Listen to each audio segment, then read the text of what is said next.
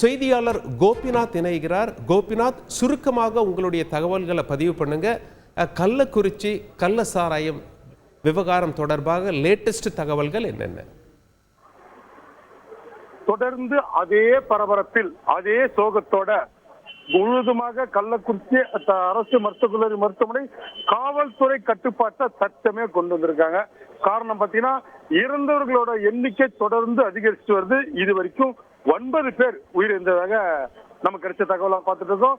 தொடர்ந்து அரசு மருத்துவக் கல்லூரி மருத்துவமனைக்கு வரவங்களோட எண்ணிக்கை தொடர்ந்து அதிகரிச்சுதான் வருது. மேலும் பாதிக்கப்பட்டவர்கள் சேலம் மற்றும் வெளி மாவட்ட மருத்துவமனைகளுக்கு அனுப்பி வைக்கிற பணியும் தொடர்ந்து நடந்துட்டு இருக்கு. மருத்துவ குழுவினர் வந்திருக்காங்க. தமிழக முதலமைச்சர் உத்தரவின்படி நெடுஞ்சாலைத்துறை அமைச்சர் ஏவா வேலு அரசு மருத்துவமனைக்கு வரப்போறதா தகவல் தெரிவிச்சிருக்காங்க. இது மட்டும் இல்லாமல் சம்பவம் நடந்த கருணாபுரத்துல விழுப்புரம் சரக டிஐஜி திஷா மிட்டல் தற்போது அந்த இடத்துல தீவிரமா விசாரணை மேற்கொண்டிருக்காங்க. இது மட்டும் இல்லாமல் பாதிக்கப்பட்டவர்கள் உயிரிழந்தவர்கள் குடும்பத்தினர் தொடர்ந்து அரசு மருத்துவக் கல்லூரி மருத்துவமனையில அழுதபடி அமர்ந்திருக்காங்க.